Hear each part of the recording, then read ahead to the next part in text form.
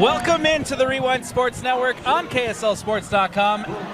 I'm here at Farmington High School, Alex Napolis, Brian Brown. It is week 5. We're already halfway through the year. Brian, how's it like to be out here once more calling this game? Alex, it's always great to be with you on a Friday night. Grateful to be here at Farmington High School. You can see one of the more beautiful backgrounds in the state.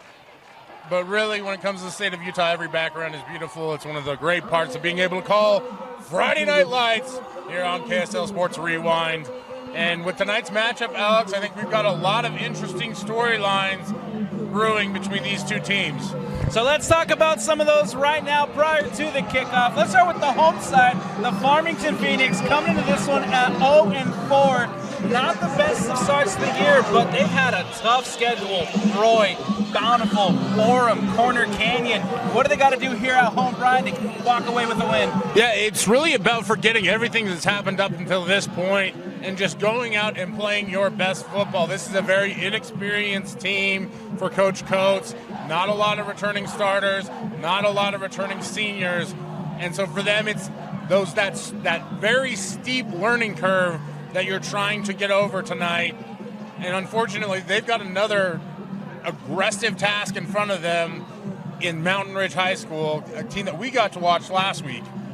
Speaking of which, Mountain Ridge, we saw them last week. They fell, unfortunately, to Lone Peak, but a lot of positives in that one, Brian. What can you tell us about this Mountain Ridge side? Wyatt Bingham, that's where it all starts, where it ends. Another team that has some inexperience in terms of a lot of underclassmen playing, lost a few players that transferred out of the program, lost some seniors, but it is Wyatt Bingham. He is unflappable, unfazed. The kid does not feel pressure, and he's got some great young targets at the wide receiver and tight end position that I think we'll see a lot of tonight. And we'll have a chance to see Wyatt Bingham and Mountain Ridge first. We're getting ready for kickoff here at Farmington High School. It is the Farmington Phoenix in the black.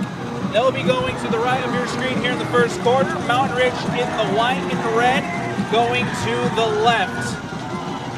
It's going to be Jackson Bynum to kick this one up and away, and we are off here at Farmington as this ball goes into the end zone and out for the touchback. And here comes the man himself, number 5, Wyatt Bingham.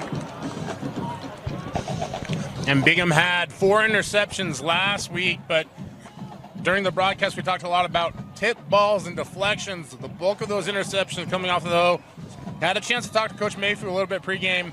He's very, very confident in Wyatt's ability to bounce back, and Wyatt a very stoic, very strong personality. I expect them to start out fast on this opening drive.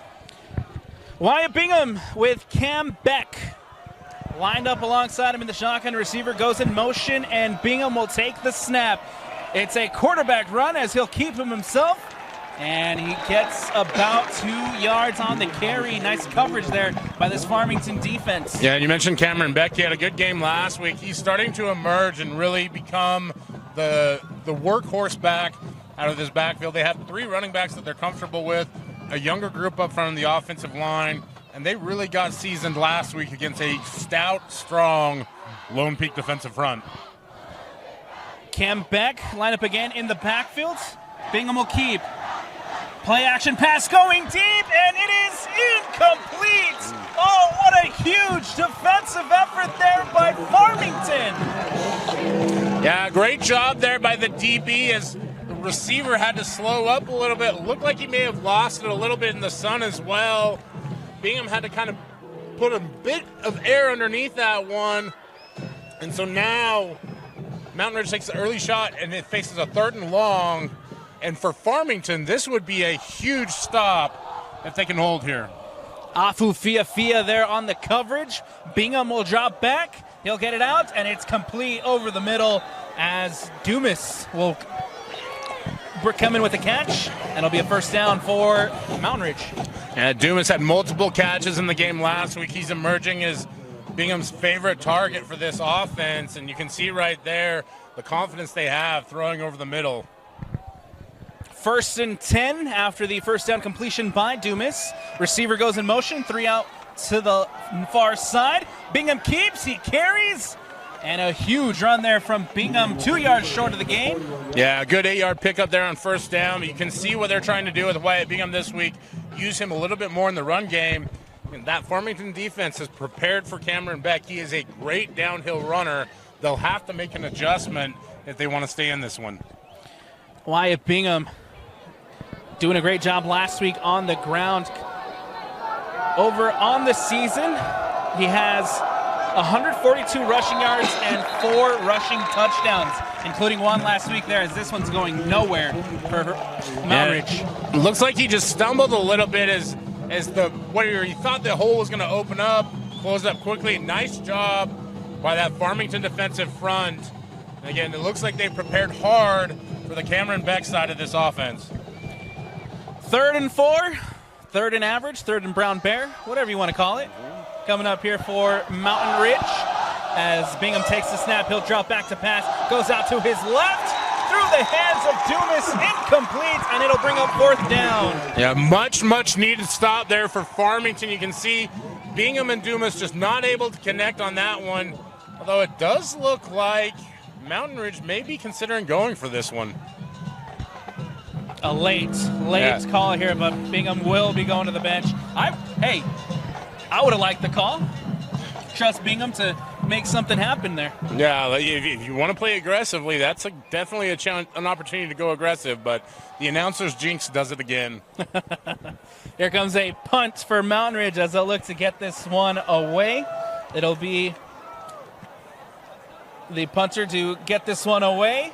Fielded by Farmington. Now here comes Farmington on the return. That's going to be Travis Hoops, who makes it out to about the 30 and he brought down.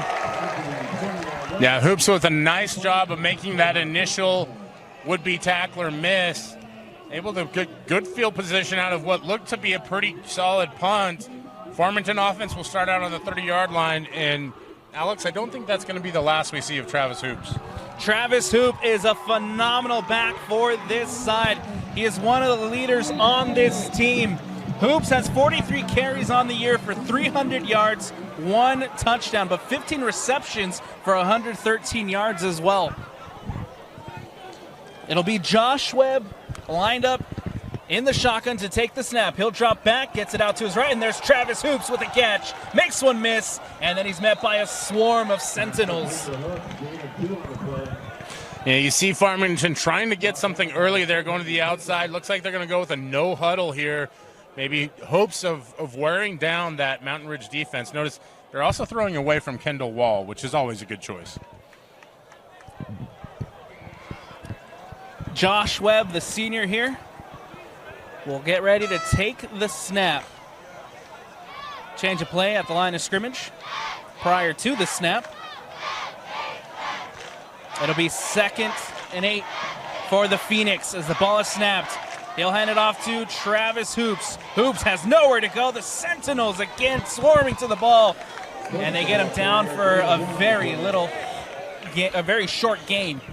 A nice job by that Mountain Ridge defensive front to string the play out. And then I mentioned Kendall Wall, the BYU commit, closing down the backside, forces Hoops to try and go somewhere. Unfortunately, he was right into the arms of number 9, Cole Brannon. 3rd down coming up here for the home side. 3rd and 6 with the ball on the 34-yard line. Receiver goes in motion. That's Travis Hoops. The ball is snapped. He'll get it right up over the middle. Caught and brought down after the 15. I believe that was Austin Wilcox with a huge catch. Nice job by Austin Wilcox there. You see he gets behind the defense, finds the crease, and Farmington has something going. That's a nice explosive play for the Phoenix. 1st down coming up here for the Phoenix, and they're quickly at the line. 1st and 10, ball on the 47, 7:50 left to go here in the first. Webb sends his receiver in motion. Trying to catch Mountain Ridge here. We'll have a change of play. Bunches over here to the near side. Travis Hoops lined up in the backfield. Webb will take the snap. Gets it out quickly. A little bit of miscommunication, but caught and then taken down in the backfield. That's Gavin Burton with the catch. I'm not sure who it was intended for, whether it was Brody Rolfson or Gavin Burton, but Burton ends up with the ball and able to make something out of it. At least gets back to the line of scrimmage, but You can see what Farmington's trying to do. They want to lure Mountain Ridge into showing their looks and then an audible to whatever it is that they're leaving open. We'll see how that goes throughout the course of the game. Early on, they're having some success. Webb again takes the snap. He'll drop back. Pressure coming, and he's going to be sacked. A huge play there by Cannon Montgomery to get to the quarterback. Yeah, Cannon Montgomery comes unblocked through the A-gap, and there was no doubt about what was going to happen once he got to the quarterback. Great job of closing down, using technique, bringing the quarterback down for the sack, and a 10-yard loss, Alex, with 6:37 left on the clock. Farmington is in trouble a little bit here. Third and very long here for the Phoenix. Ball on the 45-yard line. Webb will take the snap. He'll drop back. The pressure's coming. Gets it out, but overthrown. Intended there for Gavin Burton, and it goes incomplete. Yeah, and the Boo Birds here in the crowd letting the officials know that they're believing in our slogan for 2024, love and positivity. Love and positivity. Right? So just a little bit of encouragement there, but unfortunately that pass goes incomplete. Farmington's going to have to kick this one. And for Mountain Ridge, a little bit of miscommunication early on here as to who has what assignment. It looks like the defense had to stay out there. Jackson Bynum will punt this one up and away for the Phoenix. Good punt here, called for a fair catch. And here comes the Sentinels offense once more. That was a nice job by the Farmington defensive front to stifle the Mountain Ridge run game a little early on. You know, and we'll see what happens in this second drive. I think Mountain Ridge wants to continue to establish the run game, though. They've got some big dogs up front on the offensive line. Farmington goes 4 down, but it's an undersized 4 down front. And so for Mountain Ridge, it may be about the long play in this game. Wyatt Bingham coming out to lead this offense once more. Bingham will take the snap. He'll hand it off to Beck. Beck has a hole up the middle, and then he's going to be wrestled down.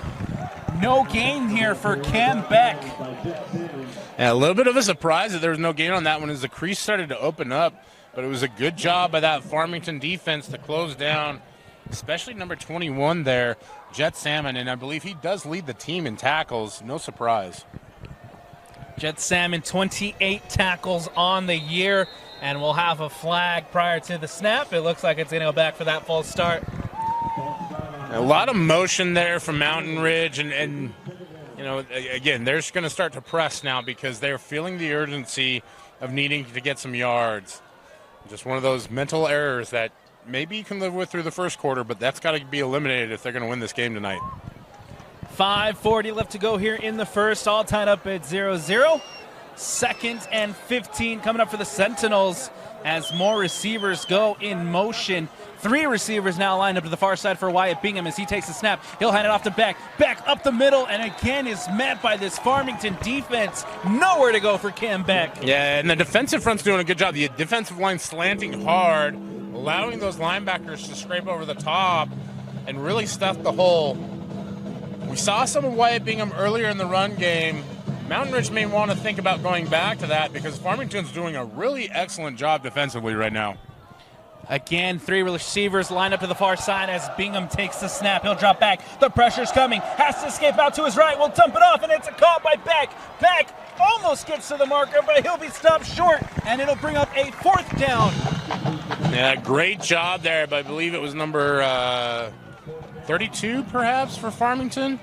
Sometimes those numbers get a little bunched. It's hard for us to see up here in the booth, but regardless, you see Wyatt Bingham, that escapability that he has, gets out of the pocket, finds Beck, just not able to get the first down, and a quick 3-and-out for Mountain Ridge.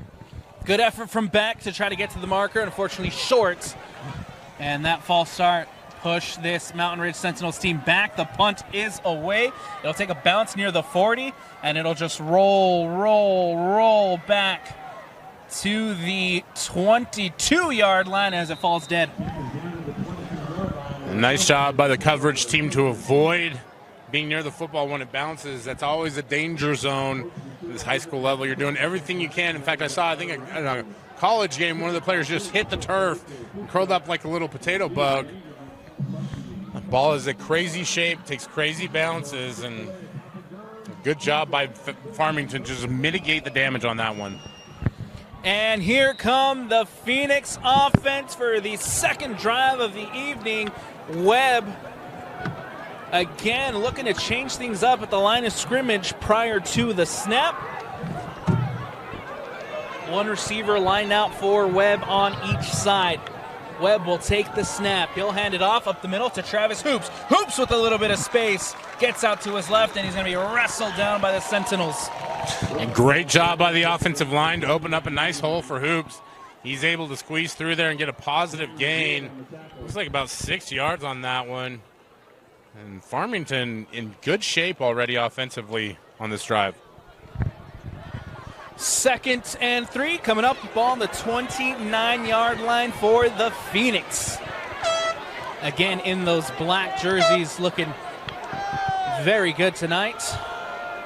And that run up the middle is quickly met by the Sentinels. Not enough for the first, but it'll bring up a 3rd and short. And you mentioned it, Alex. Not a big gain, but it keeps them on schedule. And now you're 3rd and short, so you still have the entirety of the playbook there open for whatever it is that you want to go to. We've seen them go with a little bit of the screen game, the wide receivers. It'll be interesting to see if they choose to go in the air or on the ground here. 2 yards is all they need to get the pickup and keep this drive moving. Webb will take the snap. He'll hand it off. Met in the backfield, but he'll barrel through and gets the first. What a run there by Lucas Peterson. That was a nice job by Lucas Peterson there of absorbing the contact but keeping the legs going.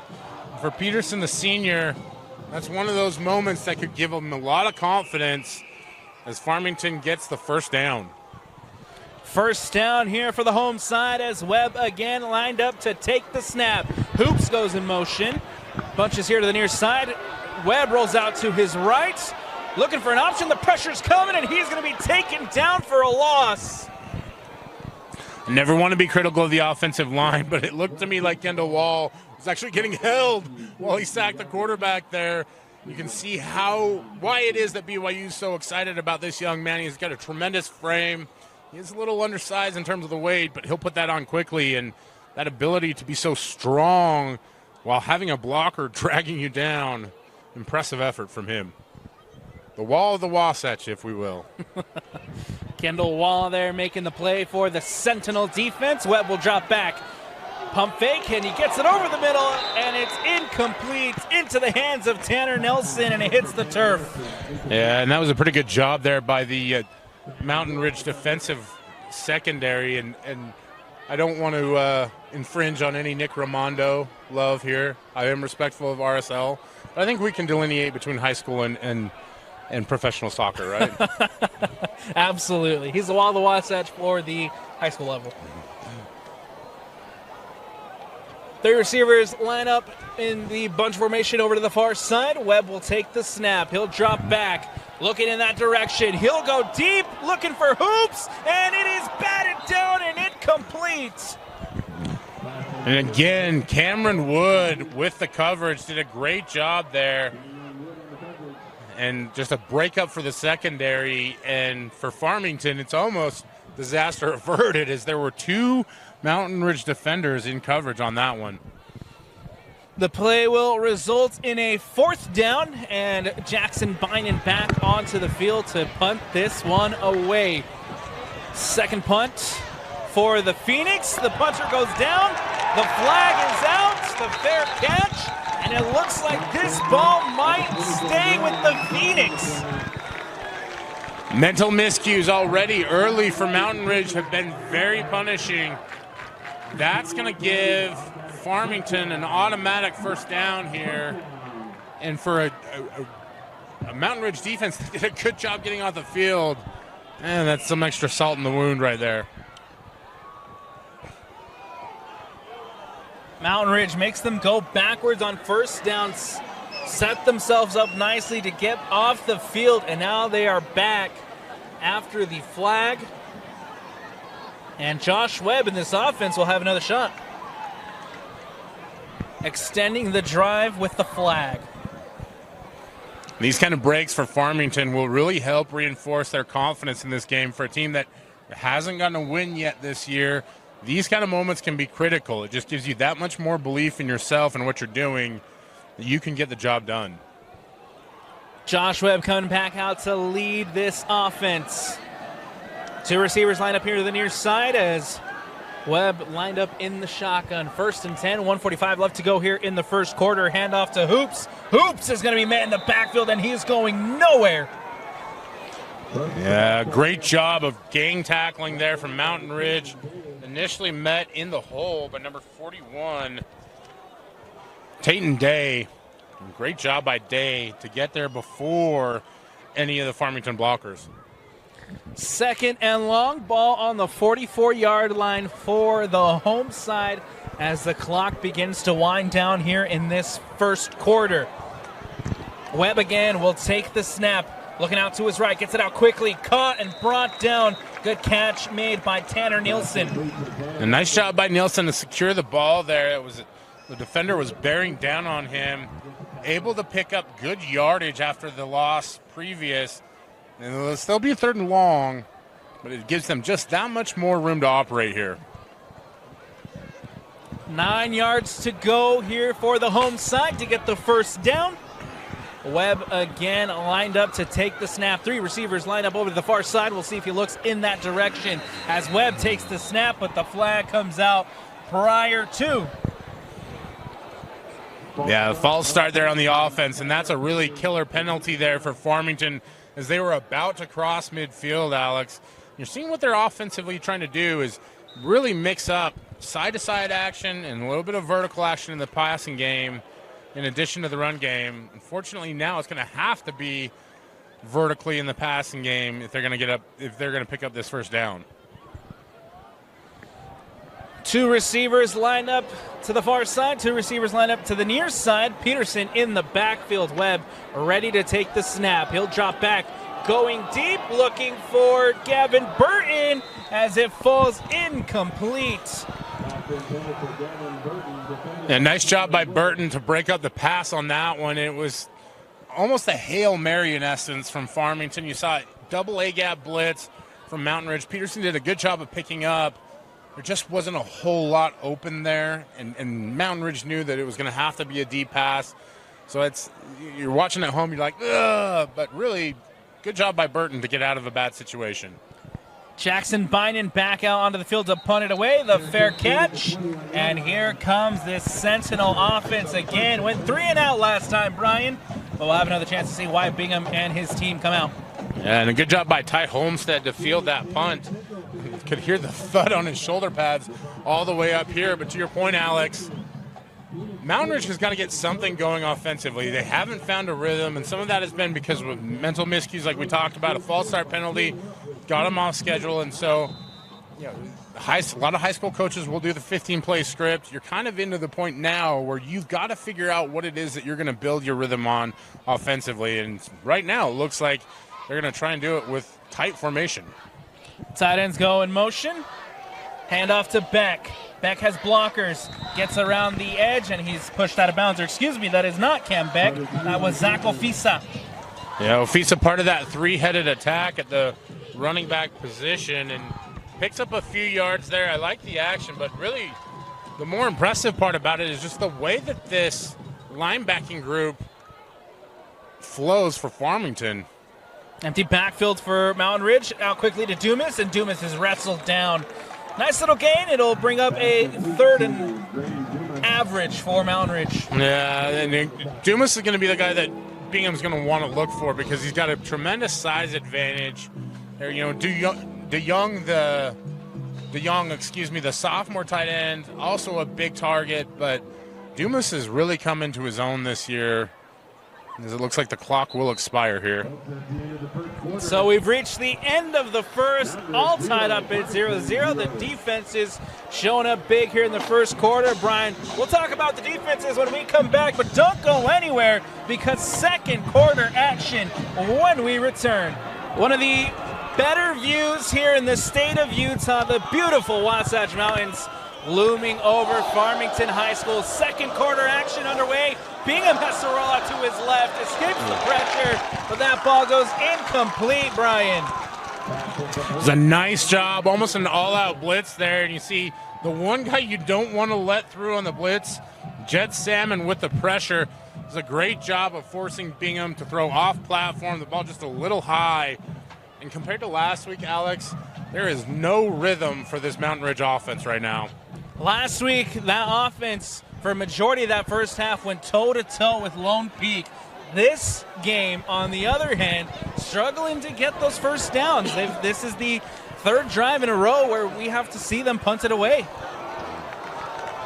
And a high, short punt here for Mountain Ridge that will fall at the 45 and will give Farmington great field position. Yeah, and right now, all credit to that Farmington Phoenix defense. They have stepped up. The linebackers have done a great job of flowing throughout it. They're using their speed and their agility to their advantage, and it's really creating problems for that Mountain Ridge offense. And even more on that one, as there was so much pressure the punter had to pull up, and that short kick gives Farmington great field position. 1st and 10 inside Sentinel territory. Out quickly caught by number 5, Tanner Nielsen for Farmington. A nice shot by Nielsen to control the pass there and get positive yards. It had been just a hair later. It looked like that Mountain Ridge defender was trying to get in the lane. So good job by Farmington to be on time and get the completion. Changing quarterback here as it's now number 14, Will Peterson, out to lead this Phoenix offense. Peterson will take the snap. He'll drop back. Pump fakes. Goes out to his left. The pressure's coming, and he'll run out of bounds and out. And a nice shot by Peterson as he gets control of the offense. And we didn't get anything pre-game about why Peterson didn't start the game or anything like that.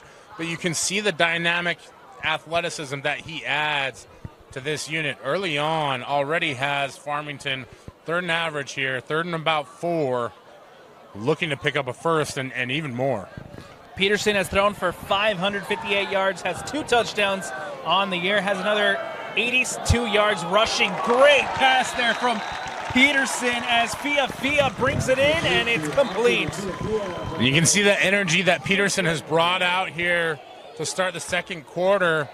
Throws a great ball right there, right on time, fits it into a tight window. That was pretty good coverage from that Mountain Ridge secondary, and he's able to move the sticks, and even more so, that momentum is all on Farmington's side. Fia and Peterson make it first down. The Phoenix here taking advantage so far of that shortened field. Peterson sends his receiver in motion. The ball is snapped. Peterson hands it off to Hoops. Hoops tries to bounce it out to the right, and he is met quickly by the Sentinels defense. Again, that defensive front from Mountain Ridge doing a good job of stringing it out anytime that Farmington wants to try and get wide. And they are so physically big and stout that it gives them an advantage. And for Farmington, they've got to find a way to run the ball somehow in spite of it. Peterson a line up in the shotgun. That's going to be Lucas Peterson line up in the backfield alongside him. He'll take the snap. He'll drop back over the middle, caught and wrestled down by the Sentinels as it's Travis Hoops who gets the catch. And nice shot by Hoops to secure the football, but even more so, Peterson is now 3 for 3 on this drive, and they've been able to effectively move the ball, something that we haven't seen yet for either side in this game. Seen the impact that Peterson's had immediately, and right now Farmington is threatening. Big test here for Peterson as it's 3rd and long, 3rd and 6. Ball on the 28-yard line. Hoops goes in motion. Peterson rolls out to his right, gets it out to Hoops. Hoops makes a move, gets the first, and is brought down. First down for the Phoenix, and they are inside the red zone.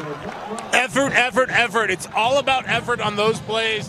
As you see, Hoops just keeps the legs driving, able to pick up the first down, and Farmington almost in the teal zone. I don't know, are we doing that where every team has the school color? And the red zone, for me, it's what it's always been. We'll have to find that out. It might be teal. We'll get IT on it. Yeah, we'll research. Vince, help us out here. Well, Peterson a line up in the shotgun. Receiver goes in motion. He'll take the snap. He'll drop back, looking out to his left, going for the end zone, and it is incomplete. Broken up by Cameron Wood, but Wood is so close to intercepting. Just incredible coverage. That's 3 times now that they've tried to test Cameron Wood. When we talk about islands, Cameron Wood's got something going out there where he's creating an island no matter where he's at on the field. Just a phenomenal job to break up the pass. Going for the deep ball, looking for the end zone here on first down. Farmington now with a 2nd and 10, ball on the 21-yard line. Peterson will take the snap. He'll drop back again over the middle, caught by Fiafia. Fiafia making a move, brought down in there inside the 10. Boy, some kind of miscommunication there for the secondary of Mountain Ridge.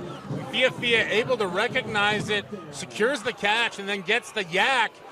Puts Farmington inside the 10-yard line, and whatever color the zone is, it's looking green right now in terms of Farmington being able to score.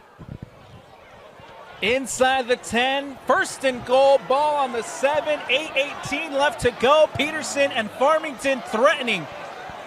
Peterson will take the snap. He'll hand it off to Hoops. Hoops out to his left, trying to find space, and he's brought down. Nice defensive effort there by the Sentinels. Yeah, good job there by number 9, Cole Brennan. We've called his name a couple times tonight, but able to trip up Hoops, slow him down just enough, and the rest of that Sentinel defense gathers together and brings him down.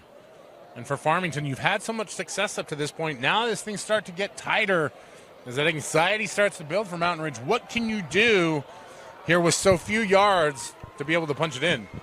Fiafia checks back in. He's lined up over the far side on your screen as Peterson will take the snap. He'll hand it off to Peterson, and Peterson takes it into the end zone.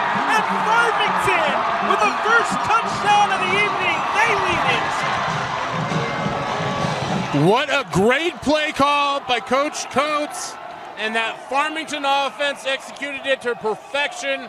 Right as I'm calling them out, it's Peterson to Peterson. And Peterson walks it into the end zone for 6. PAT coming up. Jackson Bynum for the point after attempt. He'll take the snap. The kick is up, and the kick is good. And the Farmington Phoenix here at home lead it 7-0. We'll take a quick step aside here on the Rewind Sports Network. One of the rowdiest environments up here in Davis County. The Phoenix student section are into it now. They are loud, they are proud, as Farmington have just taken a 7-0 lead. Alex Napolis, Brian Brown, Farmington High School is the place. And of course the Phoenix lead it 7-0. Yeah, and the spark that started it all for Farmington was number 14, Will Peterson, the junior quarterback coming in the start of the second quarter, immediately leads this offense to a touchdown. Here comes a return for the Sentinels as he tries to bounce that out to his left, and he is going to be brought down at the 23-yard line, and that's where Wyatt Bingham and this offense will set up shop. And up until that last drive, Alex, it had been all the Farmington defense that had been doing the heavy lifting. And now with a lead, you have to believe that they'll be even more aggressive, wanting to build on that. And just that one touchdown has just brought so much electricity to this crowd. The student section here dressed in all black. It must be a dark mode game. You can feel the energy. It's a different tone now here at Farmington High School as Bingham will roll out to his right. Over the middle, cuts. And he is going to be brought down. That is a catch brought in by Ty Homestead. We talked a lot about him last week, but Bingham is so good when he gets out in the open. He's able to find Homestead on that one. Homestead does a great job of sitting down in the zone of the defense and just waiting for the pass to come in. And that's an 8-yard pickup on first down. You love to see it if you're this Mountain Ridge offense. Not enough for the first. Mountain Ridge will go on second. He'll hand it off to Beck. Back up the middle, enough for the first as he just barrels through. Seems like that Mountain Ridge offense sat over there on the sideline, said challenge accepted. when Farmington scored. You see Cam Beck runs for the first down. That is where he really is great. You can get him between the tackles, or you can get him outside the numbers catching passes. Those are the two skills where he really excels the most. 1st and 10 coming up here for the visiting Sentinels as tight end goes in motion. Bingham will drop back, looking to go deep over the middle. It is intercepted, and it's going the other way. Here come the Phoenix. Makes a move, makes another miss, and then he's brought down. Kava Via with the interception.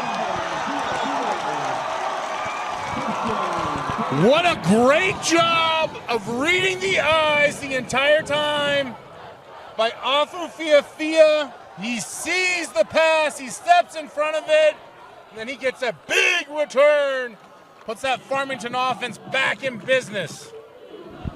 The energy, we talked about it after the touchdown. Now feel it, Brian. It is even more electric after the interception. And if you see the camera shaking, that's the student section up there, and they're chanting, he's a sophomore, Fifia going to be here for a while. Peterson now lined up in the shotgun. He'll take the snap. He drops back, rolls out to his left, looking to make something happen. It does up the sideline, tiptoes, gets a little bit of yards, and then he goes out of bounds. And a good gain here by Peterson. Yeah, nice job by Peterson there to avoid the would-be tackler.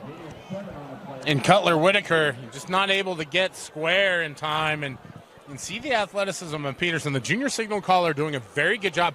He's playing with incredible confidence, swagger, energy, whatever you want to call it, Alex. And it has completely changed the scope of this game.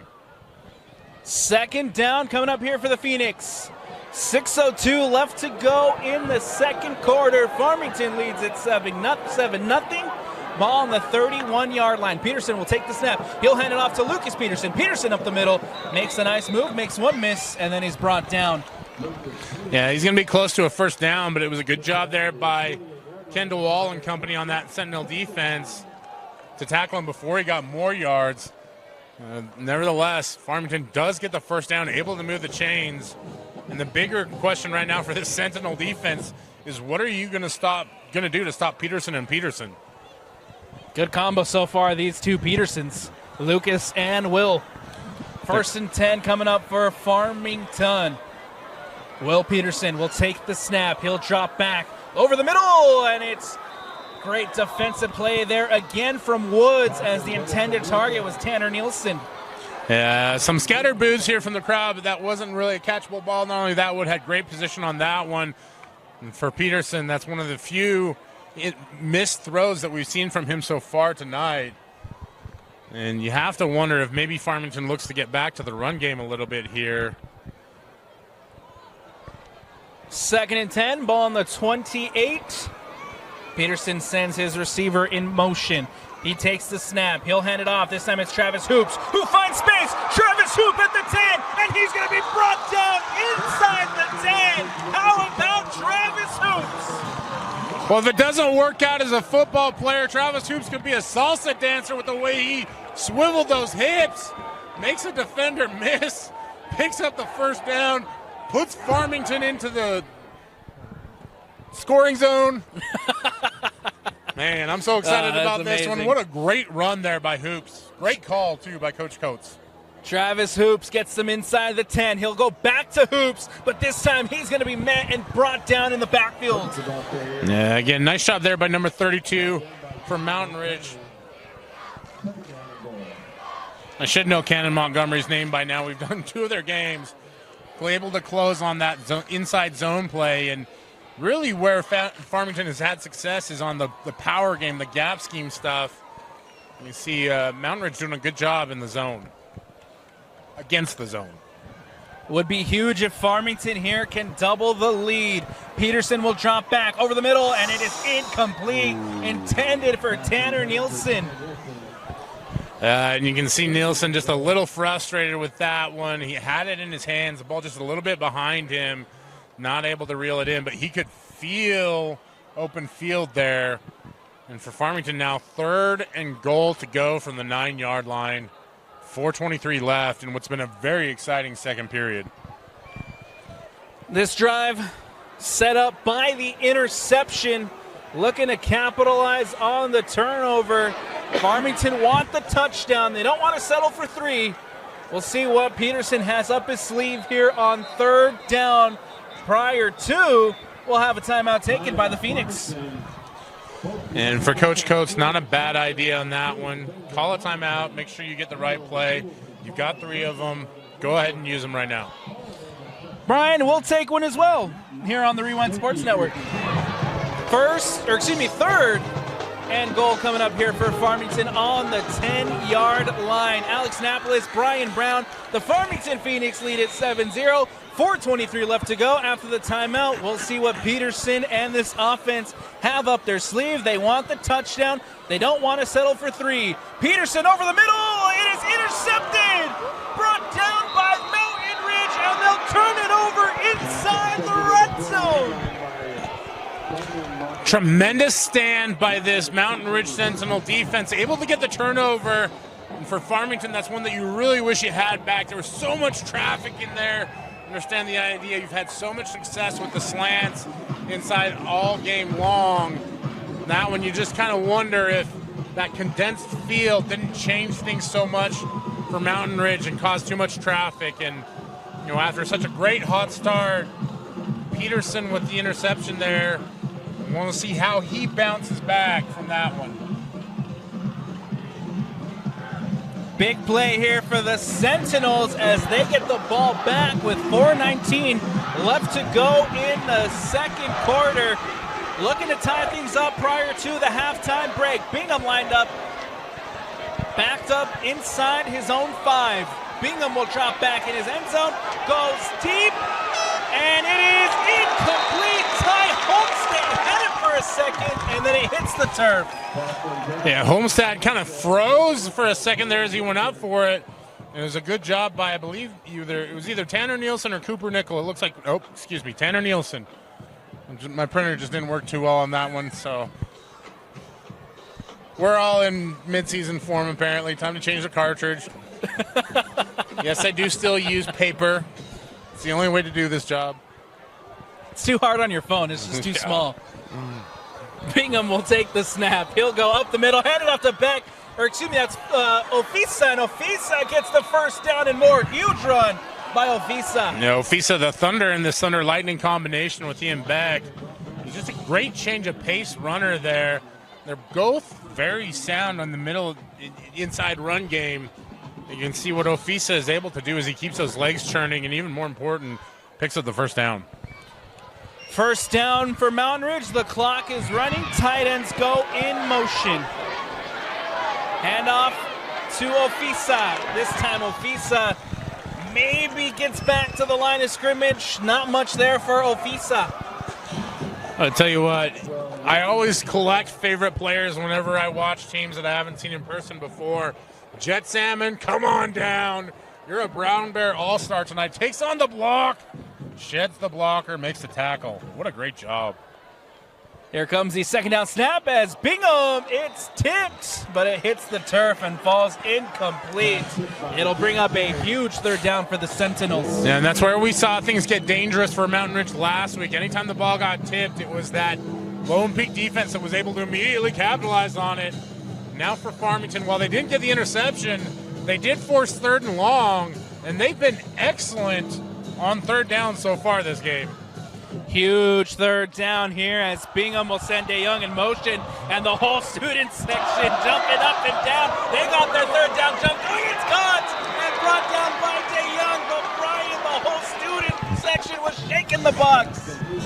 They are bringing the noise, and DeYoung, the young one, Titus, could have gotten up and given the signal if he wanted to, as he quiets the crowd with a huge first down.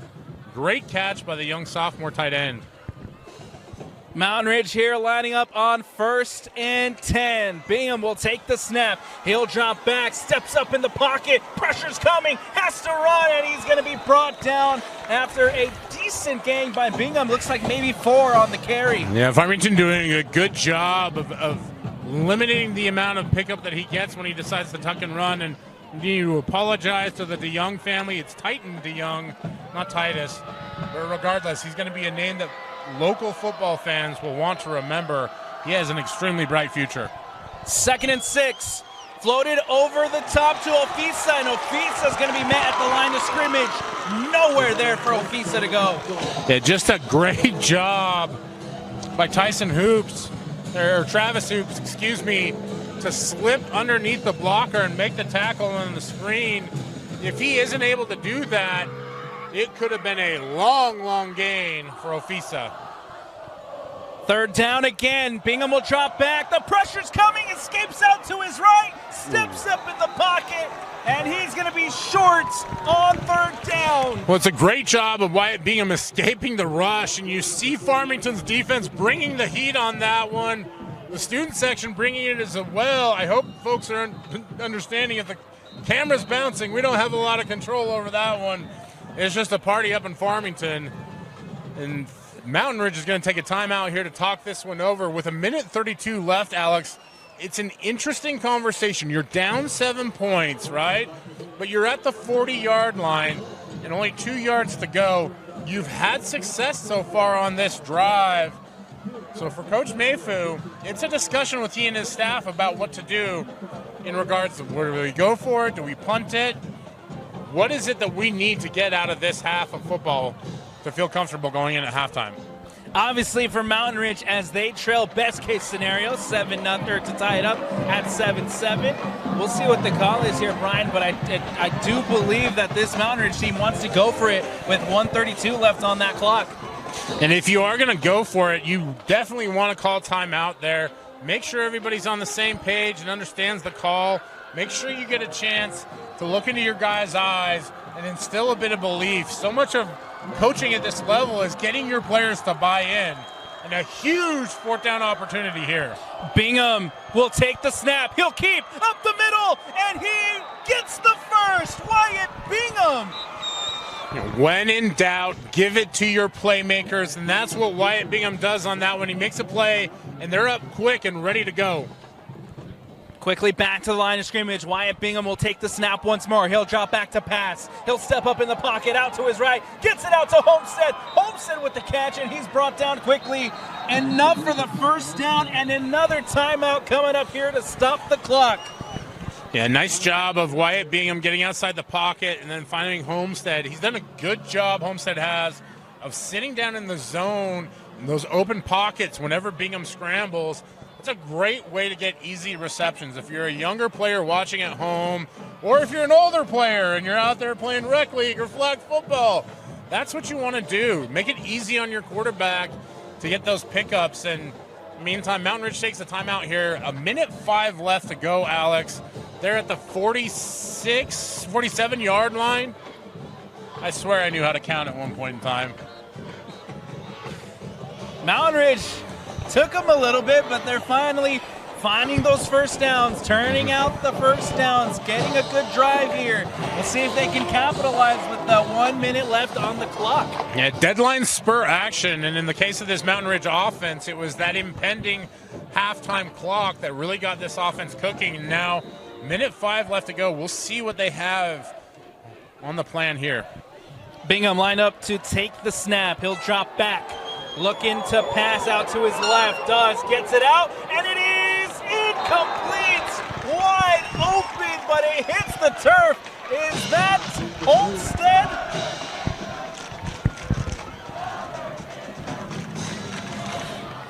Not sure if that was Homestead or if it was... Or excuse me, that Twilling? was Lincoln Twilly. Yeah. And again, Mountain Ridge without one of their best receivers, Coco Cunningham, out tonight with an injury. We saw a lot of Twilly last week as well, though. Bingham will drop back, looking in that direction again. The pressure's coming, gets it out. Dumas with the catch, and he, depending on the spot, we'll see. But if they spot it, they'll give him the first. The pressure, though, coming on Wyatt Bingham. He gets it out as he's hit. Yeah, and I tell you what, Braxton caught him, put all of his 5'10", 245-pound body into Wyatt Bingham on that one. Just a great job rushing the quarterback. He and I believe it's Porter Bowcut out there at the defensive end, really starting to cause some havoc for this Mountain Ridge offense. 49 seconds left on the clock. Mountain Ridge moving down the field, looking to tie things up before we head to the halftime break. Wyatt Bingham doing a fantastic job there of getting the ball out. Dumas with just a little bit of extra effort to get the first. And they're operating here on the 36-yard line, again with just 49 seconds left of this second quarter. Following the timeout, both sides trotting back out.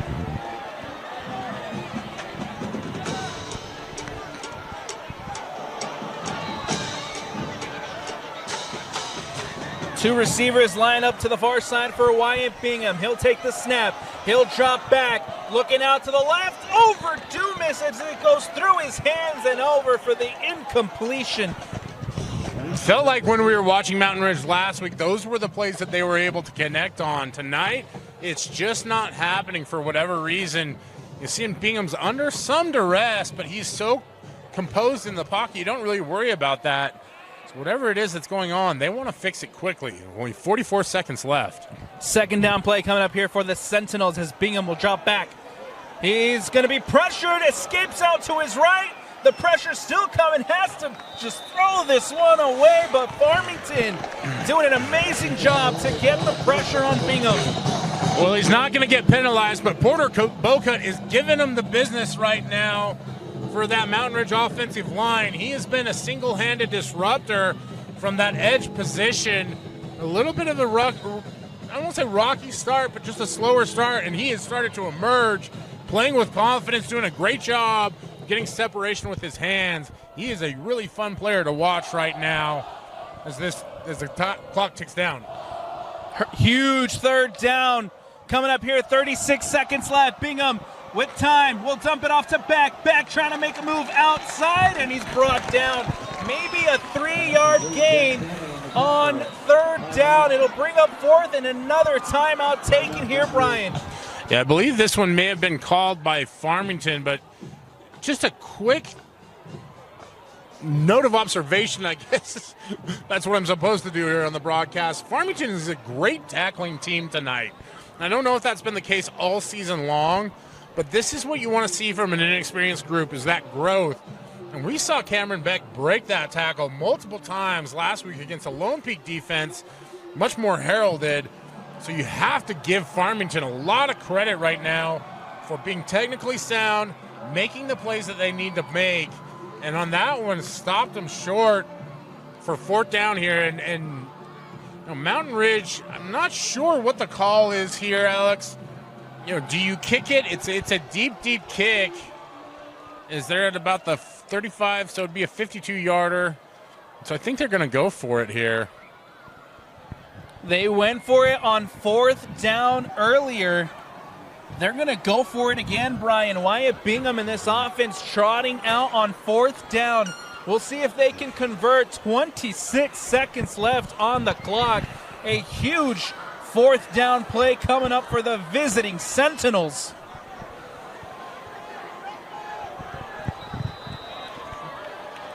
Bingham will take the snap. He'll drop back, looks out to his right, throws it over the middle, caught by Homestead inside the 20. Ty Homestead.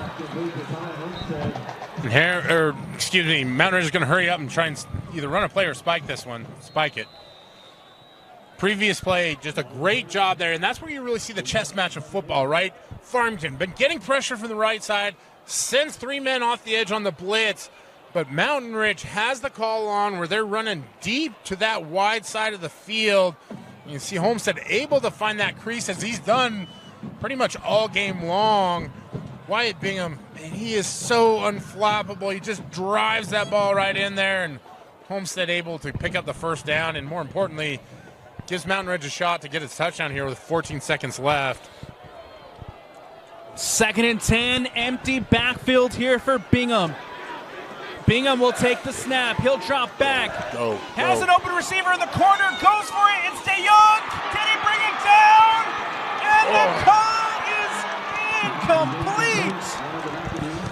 Looks like that one was out of bounds. It was a tough angle for us to see, but I was standing here in the booth we don't root for teams, but I tend to root for plays, and Bingham just a little late on that one. You could see that one open up early on. If he's able to get that ball out just a split second faster, that's a touchdown for Mountain Ridge. For Farmington, just a great job by that secondary to close down and not allow any space for DeYoung to try and get his feet down. 8 seconds left on the clock here in the second quarter. Bingham and this offense trying to get in the end zone to tie it up before the half. On third down, Bingham drops back, going for the end zone again, and it is incomplete as it goes over DeYoung. And just a little bit too much on that one, trying to hit the fade towards the end zone. And I like the chance. There's not a lot of time left on the clock. You just take one more shot at the end zone. Now you'll walk away with points if you get 3 here. And for Farmington, that's a big stop for this defense that you're holding them to a field goal. Hominick coming out for the Sentinels for the field goal. The kick is up. Boom. And the kick is good. So the Mountain Ridge Sentinels able to put 3 points on the board prior to the halftime break. But Brian, they were driving. They had some big fourth down conversions, just not able to find the end zone at the very end. Yeah, and look, they ran out of time. The clock got a little too tight from there. And again, talked about the one play where Wyatt Bingham just a step late on the throw, and that's not me being critical. It's just part of the evolution of a junior quarterback, right? Learning when to throw and getting that timing down. Part of what makes this game so great is that it can be a split second, it can be a toe, it can be such a small margin of what makes a great play and what makes a drive ending in a field goal. And so we've reached the end of the first half. It is the home side, the Farmington Phoenix, who leads it 7-3 as we head to the halftime break. Hey, don't go anywhere. Alex Napolis, Brian Brown, we're going to bring you second half action. It's a close one. It's going to be good. Don't go anywhere. Second half action when we return. Welcome back into the Rewind Sports Network on KSLSports.com. Brian, oh my goodness, the energy in here is incredible. We spend the entire halftime just bouncing to the crowd. As that ball is booted away, and Farmington here have a chance to return. Travis Hoops makes it out to about the 29, and they'll set up shop there. We're going to say UCF, Farmington, not a lot of crossover, but we might have to call Farmington the bounce house. Oh, yeah. Of Utah high school football. This place is full of energy and a great first half, Alex, as you see Farmington come out from halftime on offense with a 7-3 lead. Got to give credit to this Farmington student section, this Farmington crowd. They have been incredible tonight, and it's paying dividends as the Phoenix lead 7-3 with Farmington getting us started here in the second half. A quick run there by Lucas Henson as he's brought down. And this Farmington offense really came alive there in the second quarter, had 2 scoring opportunities. First drive ending in a touchdown, the second entering an interception. It'll be interesting to see what quarterback Peterson does here coming out from halftime. It'll be 2nd and 7, ball on the 32. As Peterson takes the snap, he'll hand it off to Hoops. Hoops breaks out to his left, spin move, and then he's met by a swarm of Sentinels. And we saw a lot of Hoops early on in this game, Alex, and he's been solid, if not spectacular, for the Farmington Phoenix. The steady diet of Travis Hoops is good for everybody, except for maybe the Mountain Ridge defense. It'll bring up 3rd and 6, ball on the 33 with 10:51 left to go here in the third quarter. Peterson will take the snap. He'll drop back over the middle, trying to connect with Nielsen, but it's incomplete, and Farmington will have to bunt this one away. Yeah, nice job there by Mountain Ridge to get a lot of hands in the lane, and Peterson trying to put an extra little bit of zip on there, and it's just too much for Nielsen to reel in, and in essence, that's out to a quick 3 and out for this Farmington Phoenix team. Jackson Bynum out to punt this one away. Nice step up from the Mountain Ridge defense here early in the third quarter. Bynum boots this one up and away. Fair catch. It bounces out, and Homestead by the tip of his fingers is able to bring that one in. Disaster averted there, Brian. As this game starts to transition from sunset into nighttime, those lights can start to play tricks a little bit for kids that have not had a lot of practice on this field. And the lighting setup here at Farmington is just a little bit different. It's a beautiful setup, but for Homestead, a good job falling on top of one that he misjudged just a little bit. Here comes Wyatt Bingham and this offense for the first time this third quarter. Bingham will take the snap as the receiver goes in motion. Back line up in the backfield. He'll leave it for Cam Beck. Back out to his right, or excuse me, his left, and he has room and space up the sideline, but the flag is out. And right as I was starting to think, there's the Cam Beck that we saw last week. Those yellow hankies popping in the air. We haven't seen a lot of penalties so far this game. Love and positivity. Credit to both sides. It has been a good, fair, clean game so far, but here on the first drive for the Sentinels, we do get a little bit of laundry on the field. Yeah, and 2 flags there. Definite holding call.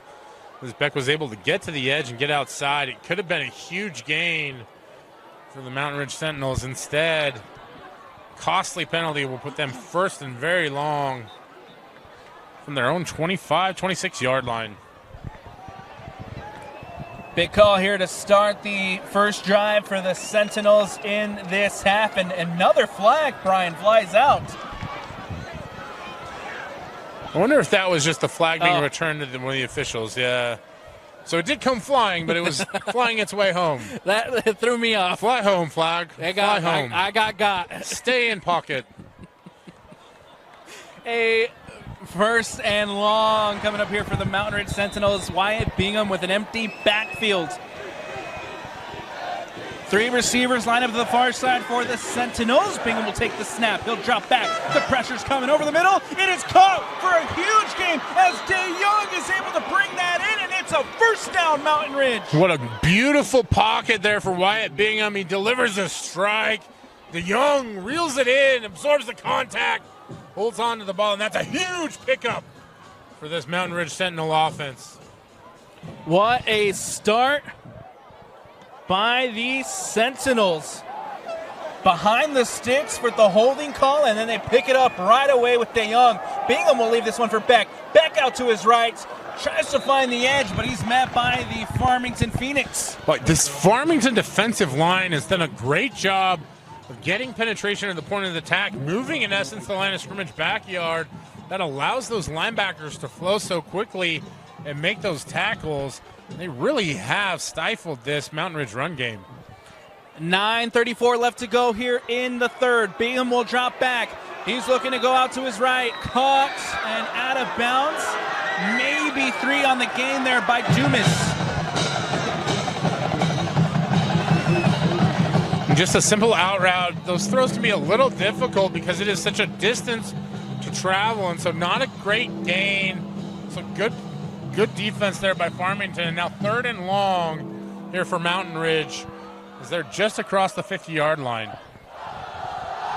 They need 8 for the pickup here on 3rd down. DeYoung goes in motion. Bingham takes the snap. The pressure's coming, and he escapes it, Brian. But then on the second effort, he is sacked.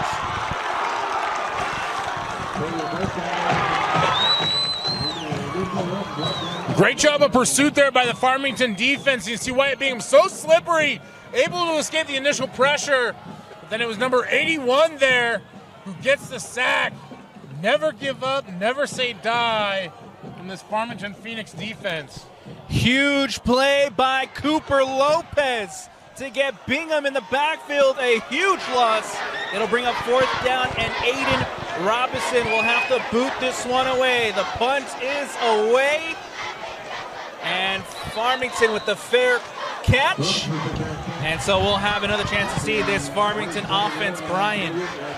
Now that was a good drive by Mountain Ridge after a rough start with the holding penalty, and then it just stalled out there at the end. And you see Wyatt Bingham was so crisp last week. And this week just a little bit off as they're trying to find that rhythm again. And Just to kind of give the viewers at home a little bit of an experience, there is a head that just keeps floating on like a 10-foot PVC pole. I think it's Wednesday Addams. I don't know. It's haunting, but Yeah. I think they're getting ready for the Halloween spirit. Farmington here is bringing it tonight. Oh, Yeah. absolutely. Great catch over the middle there. It looks like that's Fia. No, that's going to be Travis Hoops with the catch.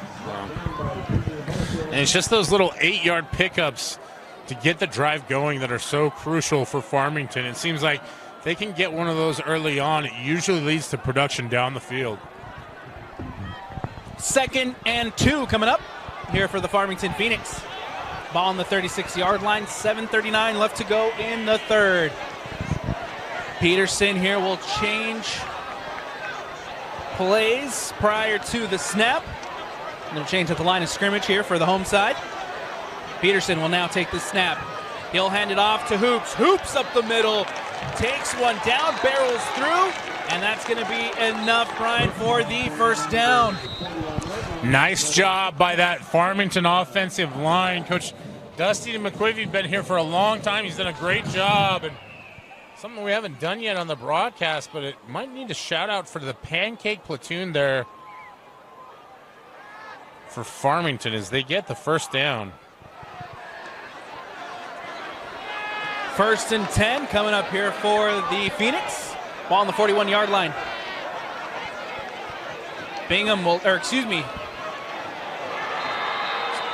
Peterson will take the snap. Hoops is going nowhere. He's met in the backfield, and he goes down for a big loss. And just as I give a shout out to the offensive line, that Sentinel defense rises to the challenge.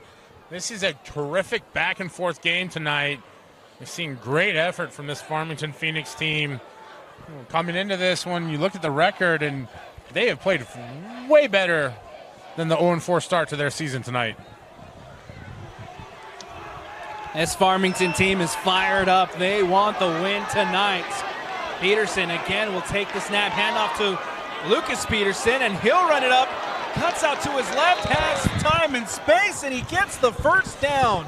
Now, Lucas Peterson is an extremely gifted running back in one trait or one attribute, but he does a good job of just being patient and staying with it, and it's a good lesson for any of those young players watching at home. And I have no idea how many young players we have tuning in. I hope a lot, but just stay patient and keep within your feet. Always keep those feet moving as a running back. Great balance, able to pick up big gain there.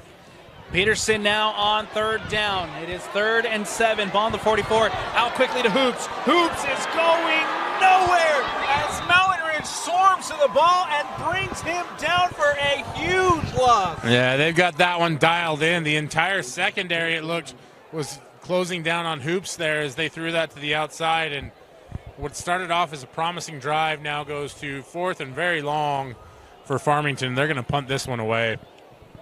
Good start to the drive for the Phoenix, but then a couple of plays has them going backwards. And now they will have to boot this one up and away. Jackson Bynum back out for the punt. He gets it off. A nice booming kick here from Bynum. And a fair catch called, but a flag comes out. And I'm not sure what this one's going to be. It looks like it may be in the area of catch interference. It came from the side judge, which I'm not exactly sure if it was that or if maybe there was a block in the back that pushed the player into it. But we'll get a calling here at some point in time. For Mountain Ridge, if this goes against them again, that's another major miscue that will put them even further back. See what the call is here? Looks like it is. We'll go against the Sentinels, a block in the back, and so Mountain Ridge will get the ball, but they'll have to move it back here, Brian, just a little bit.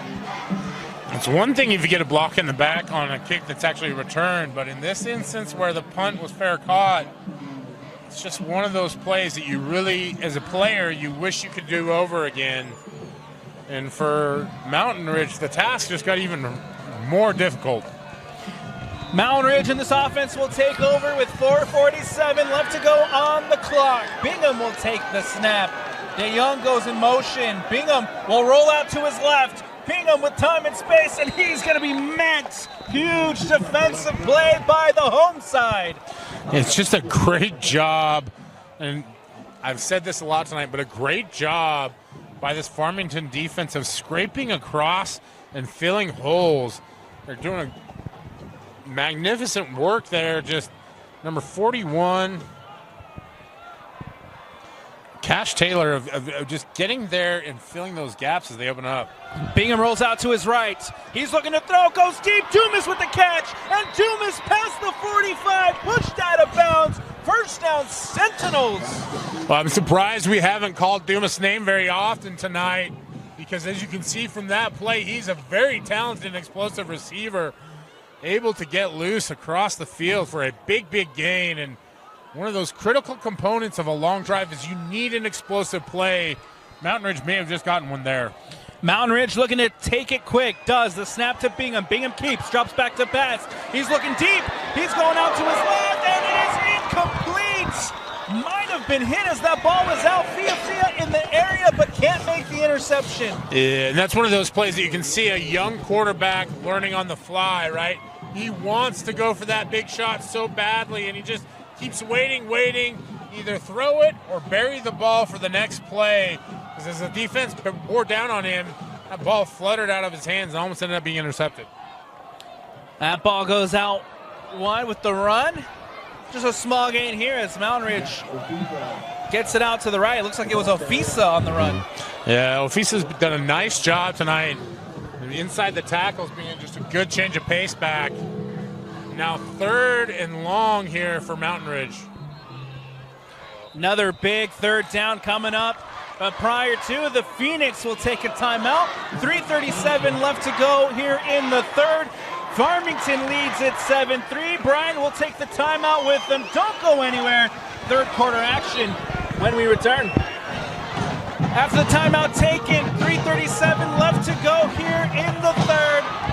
Mountain Ridge with a huge 3rd down coming up. Farmington leads at 7-3. The 3rd down jump is rowdy and loud. And here we go, Brian.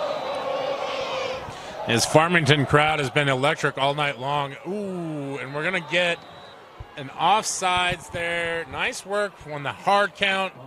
And Mountain Ridge able to draw the defense off and shorten that distance. Now with 3rd and 3, you've got a lot of options on the table here. Ofisa got 3 yards or close to it the previous play. So just really opens up the playbook. A critical miscue there from a defense that's done a phenomenal job all night long. Big 3rd down coming up again, this time on 3rd and 2 after the penalty. Bingham will hand it off to Ofisa. Ofisa with the 1st down and more. Ofisa brought down, and Mountain Ridge inside Phoenix territory. Sometimes it's all about common sense, Alex. Ofisa's been running the ball, picking up 3 to 4 yards almost every single play. Just give him the rock, let the man work. He's able to churn and burn for an extra 7 or 8 yards on that one. And not only does Mountain Ridge now get the 1st down, but they're at the 40-yard line with about 3 minutes left here in the 3rd quarter. And this is really as close as they've been to threatening all game long outside of that one drive at the end of the 1st half. Bingham will leave it for his... That was Twilly. For Austin Freeman. Oh, Freeman. Austin Freeman over there bouncing out to his right, but he is going nowhere. And again, this Farmington defense has done a great job of spreading things out. They are not big, they're not tall, but they're aggressive and they're quick, and they do a good job of occupying blocks. And so for Mountain Ridge, they're going to have to get a little creative here offensively. Empty backfield as Bingham takes the snap. He'll drop back, gets it out to Dumas. Dumas making a move, past the 6, gets the 1st, and he's through. Dumas with a huge play. Sprinkle a little sugar out there, my man. My old wide receiver coach, I didn't play wide receiver, but he was my coach in high school.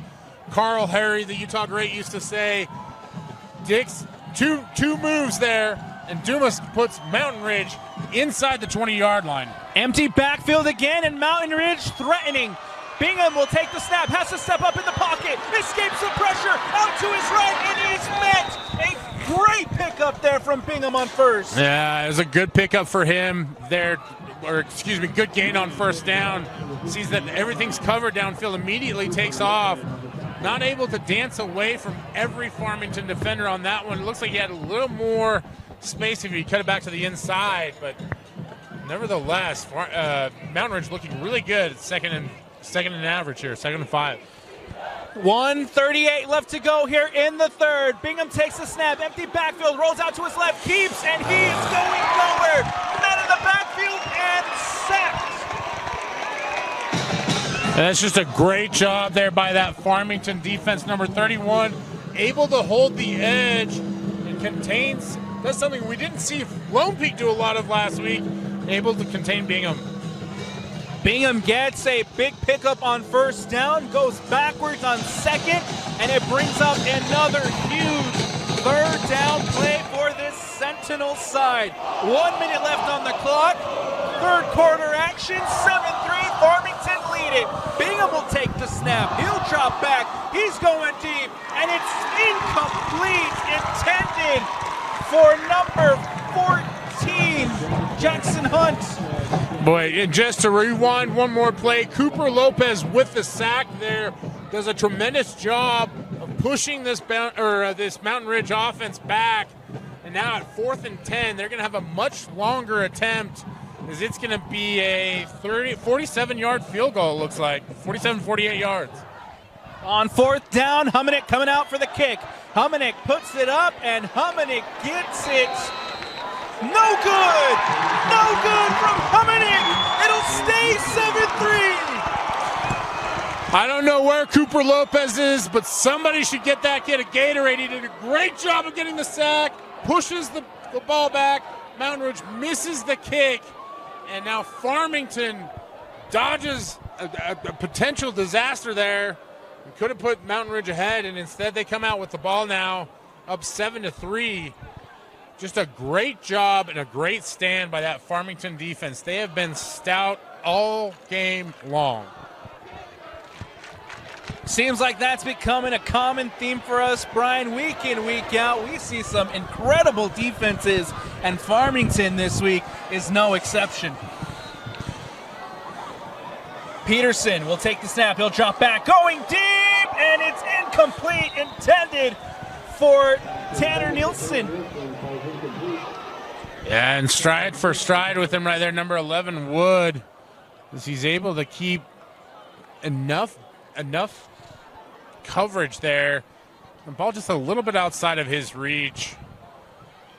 And for Farmington, you like taking the shot on first down, but with 42 seconds left in what's really become a fast-paced game, Alex, they need to dig their way out of this hole just a little bit. Snap taken by Peterson. He'll have to roll out to his right. Gets it out and incomplete as it hits the turf. Intended for Travis Hoops. And it was a great job by that Mountain Ridge defense. They brought pressure all night long. Peterson is a elusive quarterback back there, but number 39. It was a great job for Mountain Ridge of applying the pressure. And shout out to Taniela Cutler Whitaker. Third down coming up. Peterson's hit, and that ball's incomplete. So close to the INT. That was Cutler Whitaker again, with almost picking that off. Yeah, Whitaker's been busy tonight, but he had some help there from that one from Cole Brandon as he applied the pressure. And for Mountain Ridge, that's the kind of response that you want to see, right? You miss a field goal. Defense knows it's time to step up. Less than 20 seconds goes off the clock, and they're about to get the ball back with what should be pretty good field position. Bynon will punt this one away. Big booming punt by Jackson Bynon. And the return going nowhere as the ball is dead, and we'll have Mountain Ridge ball coming up. I'm not sure if Homestead's having a hard time judging that in the lights or what's going on, but does the smart thing, falls on the ball, and Mountain Ridge is going to get the ball here at the 49-yard line. But I tell you what, this Mountain Ridge team is starting to gather some momentum and a little bit of confidence in this. When they haven't played, I expected them to come out and play a little bit stronger than they had tonight. But it does feel like after that stand, they've got a little more momentum in their favor.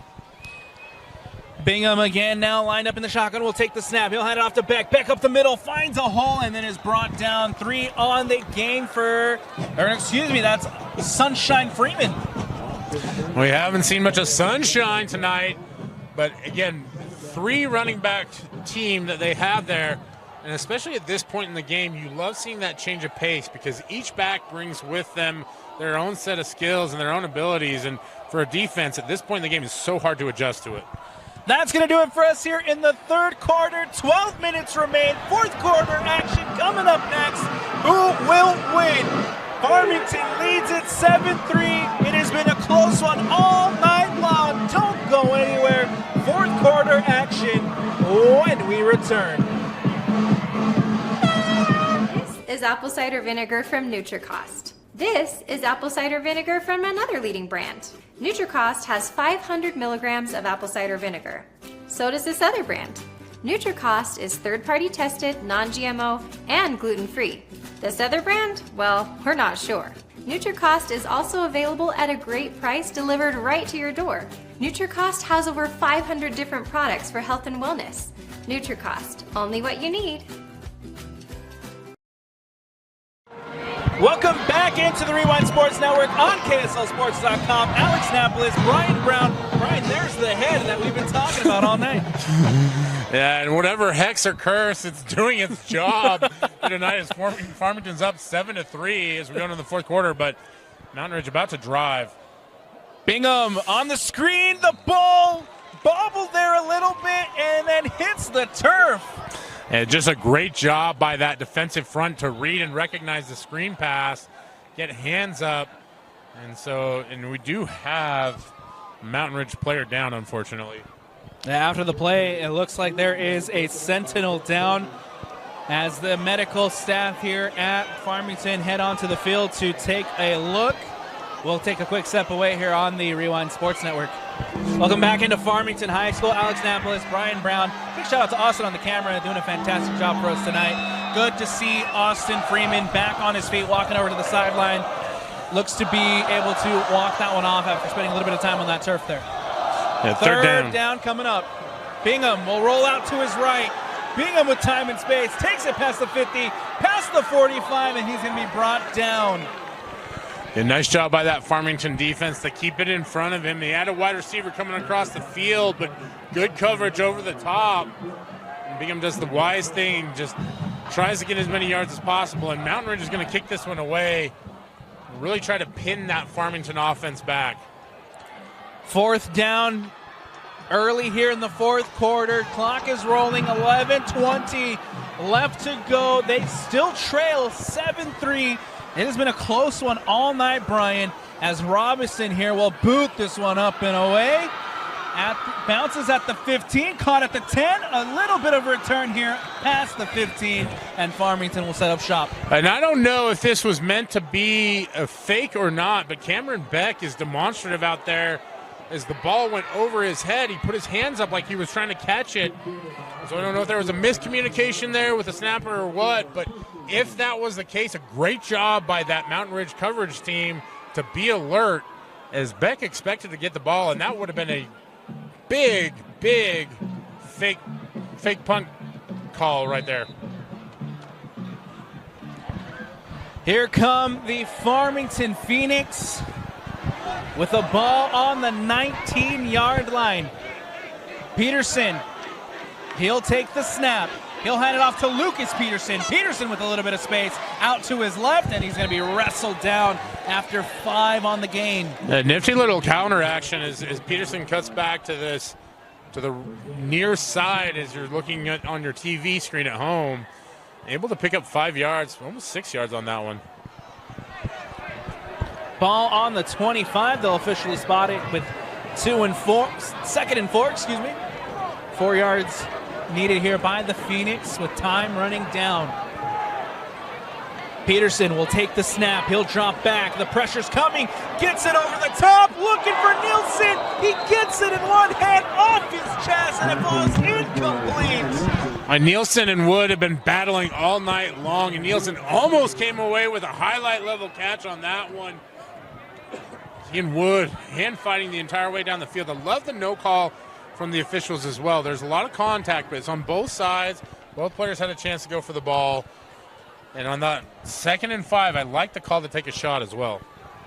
3rd and 4 coming up here at 25-yard line. Peterson will drop back, looking again in the direction of Nielsen, and it falls incomplete. And that was a good call, but again, the coverage has been so good tonight from Wood, and he and Nielsen have really battled tonight. You love some of those games within the game, and thankfully for Mountain Ridge, Farmington will punt. They'll get the ball back. For the Phoenix, you kind of wonder if that wasn't a missed opportunity on that drive. Ball over the top of Bynum. Bynum will have to boot this one away. Disaster averted by the Phoenix. Takes a big bounce in favor of Bynum, and it's rolling, and it'll be stopped at the 10. Oh my goodness, Brian. What an absolute bomb of a kick there. Not sure. Something going on with the officials. I'm not sure if there's going to be any flag. Okay. Does look like we have a flag down here on the nearest side of the field, about the 28-yard line. I wonder if this is going to be a sideline warning. But regardless, if the result of that is a first down at the 10-yard line, an incredible punt under duress. The entire student section out here yelling Jackson Bynum because that punt is huge. Game-changing punt. Special teams coming up here for the Farmington Phoenix. Still some confusion here as we try to sort out the penalty flag. So after all of that, it's going to get wiped off the board. We had an illegal substitution penalty against Farmington. They're going to have to re-kick that one. But for one brief moment, the crowd was chanting the punter's name. We take it back. Take it all back. The excitement, everything. We take it all back. We got to do it again. Jackson Bynum back there to punt it away again. Well, if I was Jackson Bynum, I'm going to boot the crap out of this one because he has got to be feeling himself under duress, able to get control of the ball and just absolutely lay one out there. We'll see what he's able to do now. 4th down play. We'll repeat 4th down with 9:29 left to go on the clock. Still some confusion as it looks like we're going to get a change on the clock. I believe that the illegal substitution should have been a dead ball foul, and thus the clock should not have run. So the officiating crew doing a good job of getting everything organized and straightened out here. They'll reset it to 10:04. 10:04 left to go here in the 4th quarter. As Bynum here will have a chance to boot this one away again.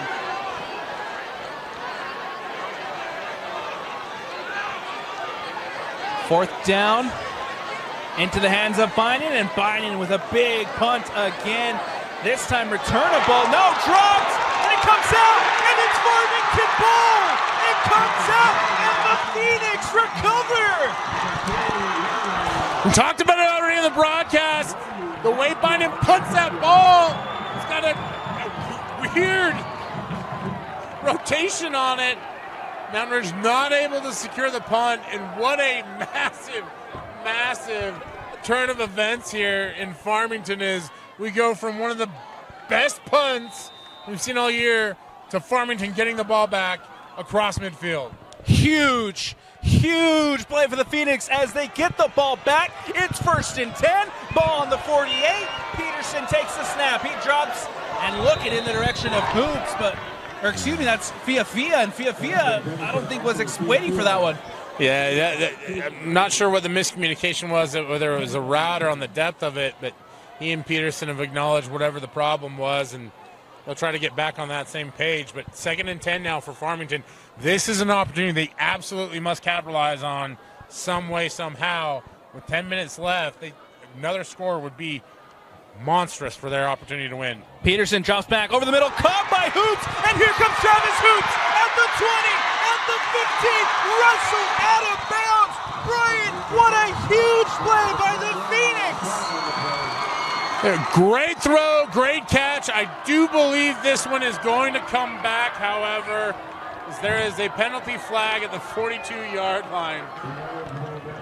And I hate to do this to my big brothers in the trenches, but I think this is going to be an illegal man downfield. That was almost 10 yards down the field when the flag was thrown, and I believe it was one of those interior offensive linemen. Just wanted to help his friend out. That's it. I don't know why they always pick on the big guys. Just a killer penalty for Farmington. And for the second time in the last 5 minutes, Brian, we got to take the excitement back. Yeah, who knows? Reel it back. It's coming back. We may as well get a touchdown on this next play the way things have been going. What an incredible... Oh, man. Second down coming up here for the Farmington Phoenix. They're backed up on the 15. Or, excuse me, 2nd and 15. Ball on the 46. As the clock continues to wind down here in the fourth quarter. Peterson, will drop back. He rolls out to his right, has time and space, up the middle, finds a hole, and he's wrestled down, tripped up by the ankle as he gets a big gain on second down. It's a good job there by Peterson to get yards on the ground. Nothing available down the field, and now Farmington up quick in a hurry to try and get this third down conversion. 3rd and 5. Ball on the 44-yard line. They need 5 yards to get the first. Peterson with an empty backfield, 3 receivers lined up to the far side. He'll take the snap. He drops back over the middle, batted away by Hoops as he wasn't anticipating the pass, and it's incomplete. Yeah, Peterson had to throw that one a little early as the pressure came right up the middle.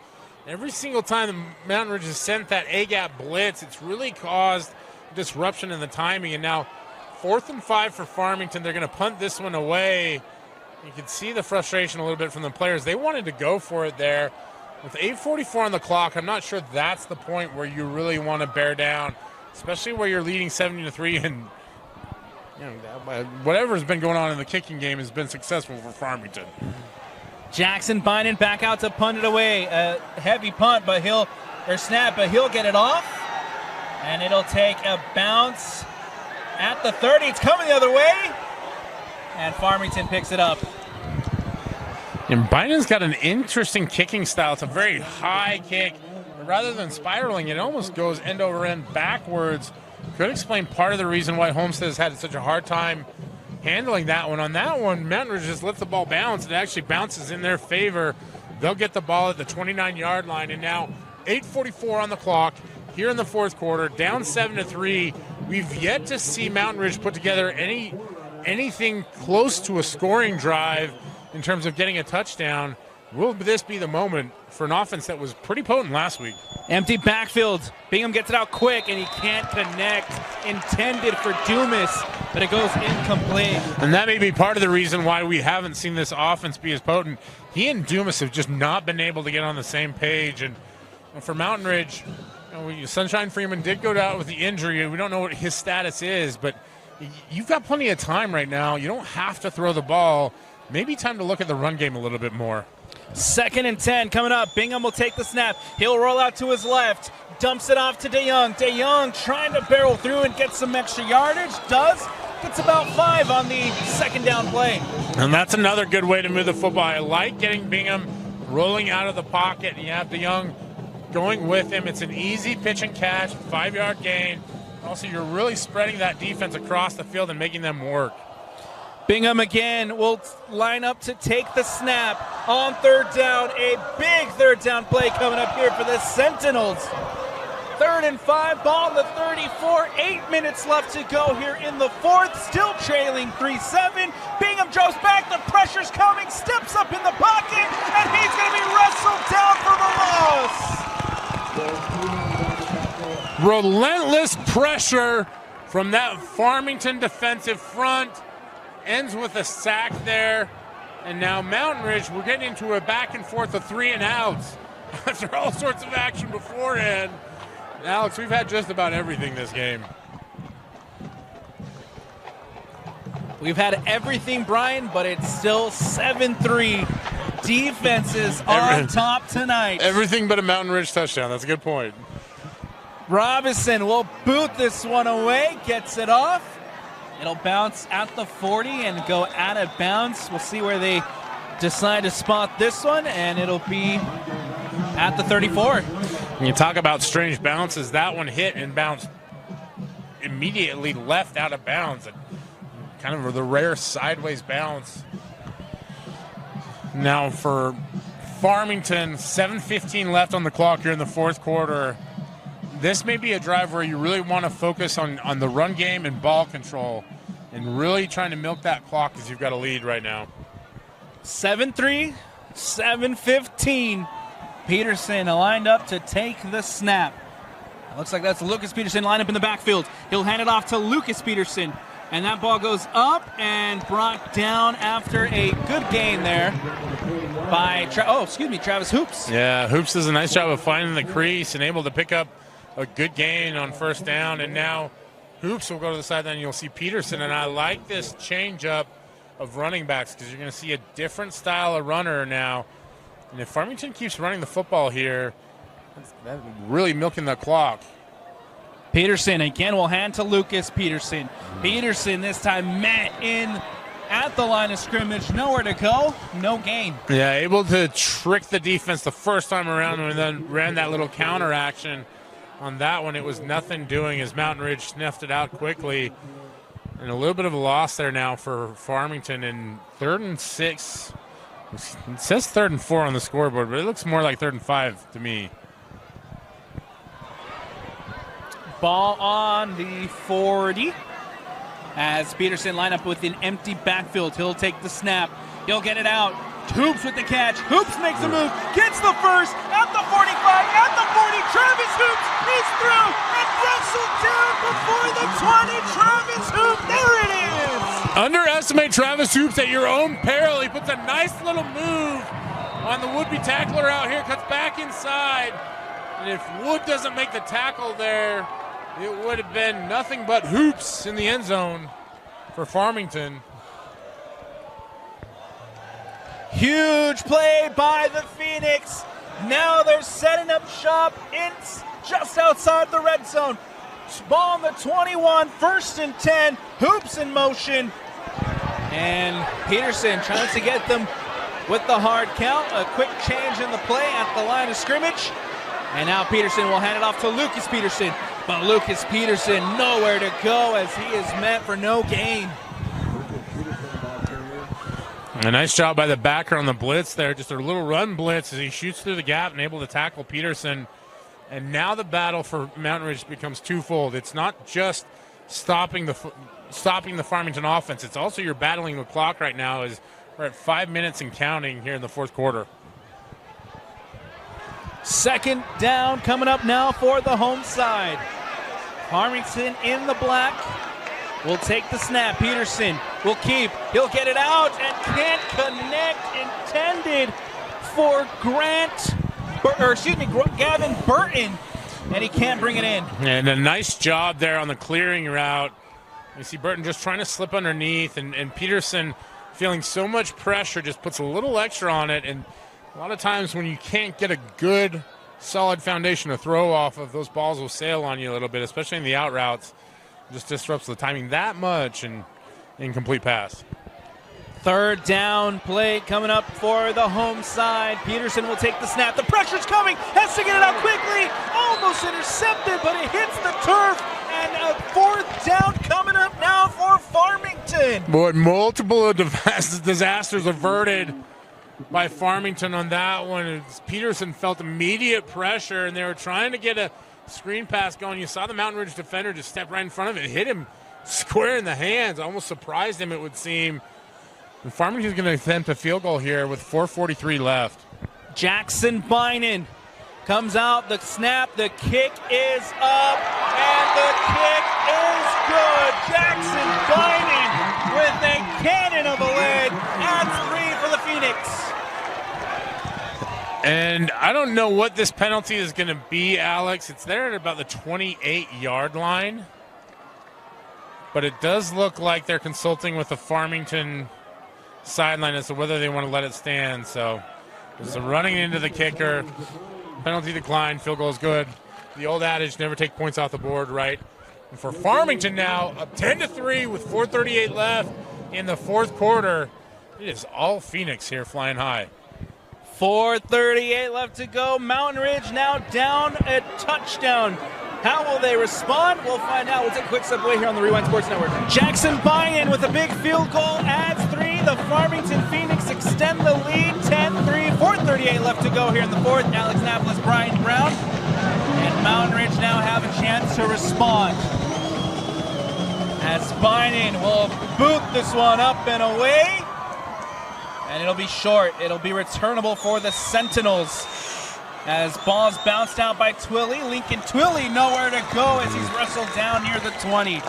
Twilly had a little bit of a gap there, but as he tried to work it outside, not able to cut up field. And good job by that Farmington coverage team to bring him down. And now Mountain Ridge will have 80 yards to go if they're going to tie this one up, Alex, with 4:31 left. And we haven't seen this offense put together a drive since the end of the first half.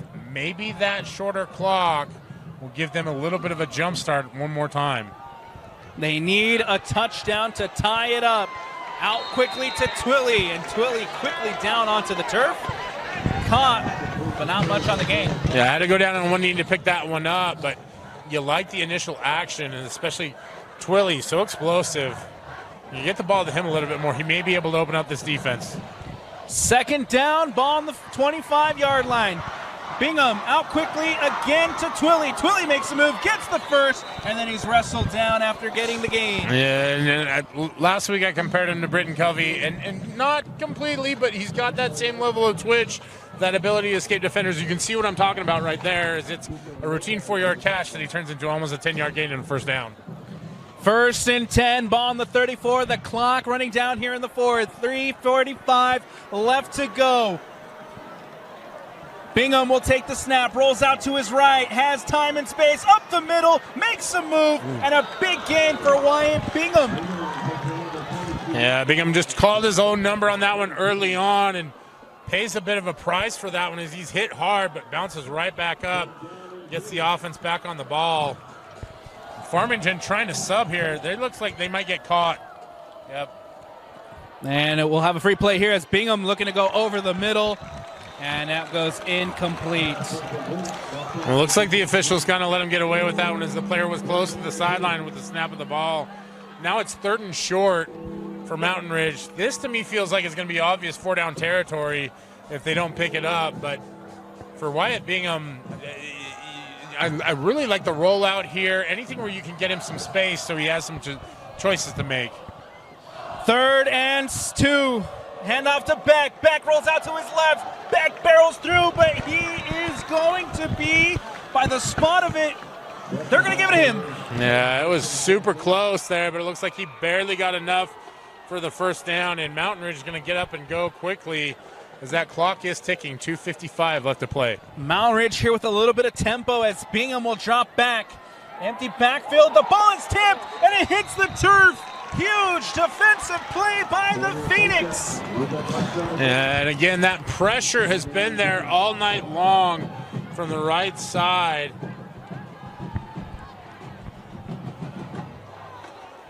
Looks like that was Porter Boca. Yeah, I was going to say, number 89 again, doing a good job and gets the deflection.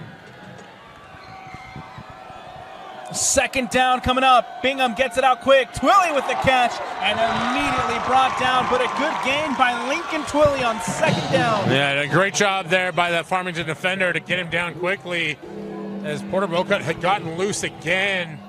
And now on 3rd and 5, 3rd and 4, Mountain Ridge will need to pick it up again at the 50-yard line with 2:24 left to play. Ball at the 50, the 3rd down snap. Bingham drops back. He's going deep, and it is incomplete. But a flag comes out. The late flag comes out. The ball falls to the turf, and the fans here at Farmington are letting it be heard that they are not happy with that call. Yeah, and we're going to have a conference of the officials here. And I wonder if maybe this one will get waved off, as I think the back judge had a bit better view than the side judge. We'll see what the officials decide, but regardless, that's a big, this is a very decisive play. Okay, so it is a pass interference penalty against Farmington, and that's going to give Mountain Ridge a first down. And The crowd not happy with that one. It was far enough away from my side where I couldn't see enough going on. But nevertheless, Mountain Ridge drive continues. A huge call here, down with 2:15 left to go in the fourth. A pass interference has the Sentinels inside Phoenix territory with the first down. Bingham will drop back, going over the top, and it is intercepted! Intercepted by the Phoenix! The ball is coming the other way as he goes and catches it in the end zone!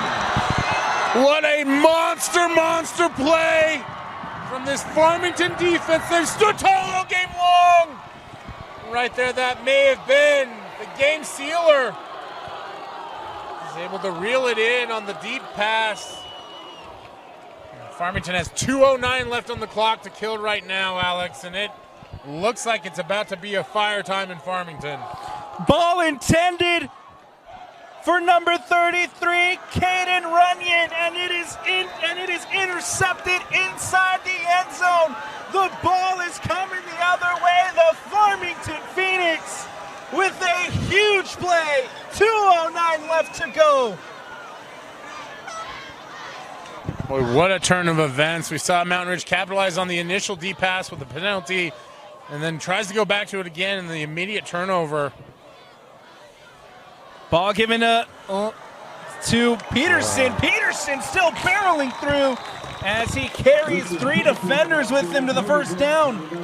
And for Farmington, that clock's going to keep turning, but as a Mountain Ridge defender slow to get up here.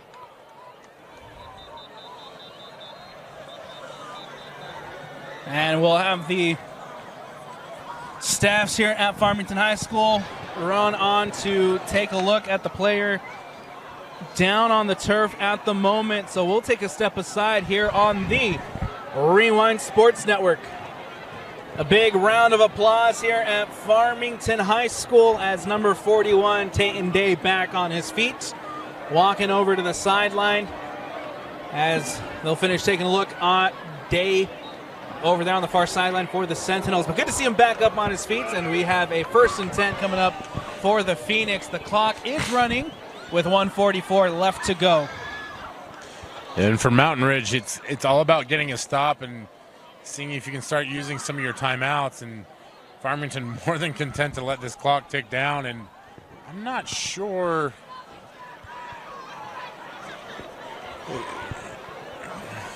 They're going to let this one just run down. There's 11 seconds left on the play clock. A little confusing as to why there was that much time on the clock.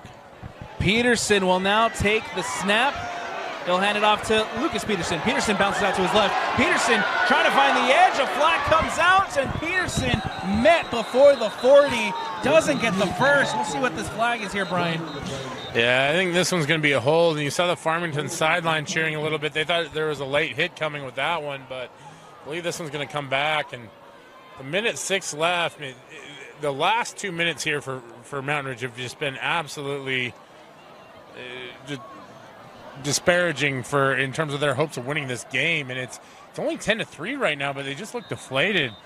And we're going to have a consultation here with the officials, and I think not exactly sure if they're trying to debate where the penalty should go from in terms of the mark off.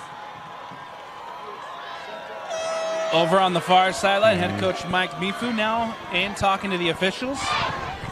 And for Coach Mayfield, it is kind of a critical situation right now with 2 timeouts left.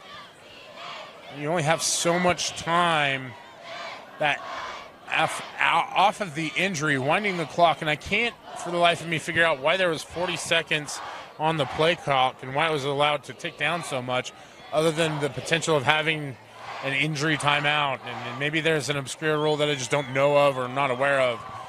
But that is really just catapulted the chances for Mountain Ridge kind of out of distance, because with 1:06 left, first down, and you only have 2 timeouts, your ability to stop the clock at this point gets very, very, very tight. Still some conversations to be had about the situation here. They moved Farmington back. Now they move them back.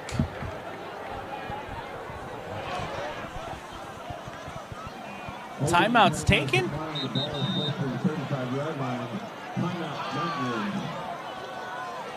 Just confusion on the field right now, Brian. So I think that penalty was declined, but because they wanted to take the down.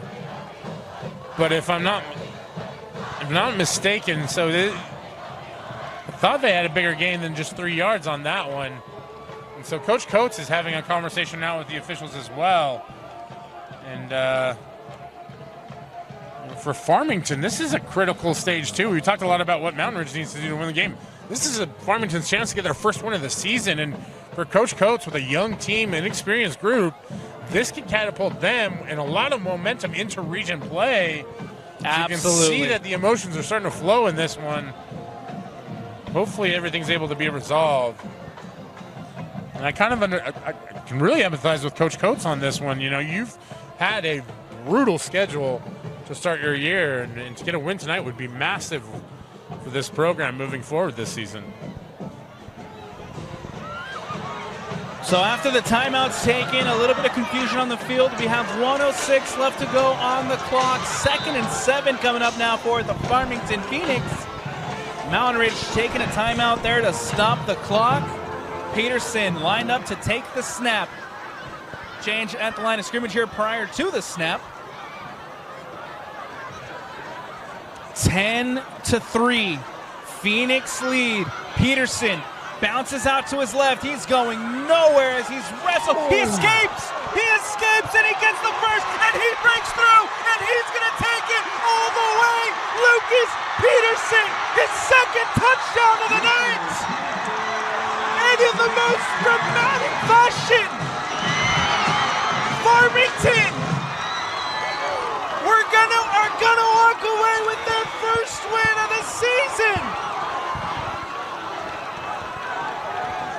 Pandemonium here as Peterson just keeps those legs churning, and the Lamborghini scamper off into the end zone, and he puts an exclamation point on this one for Farmington, and pending the PAT, they go ahead 16-3 with 49 seconds left to play.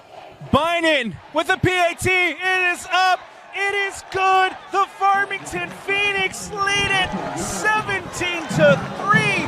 Brian, it looked like he was down. It looked like they had him, but he escapes and he takes it to the house. Well, it was an unbelievable effort by Peterson. We talked about it on the broadcast.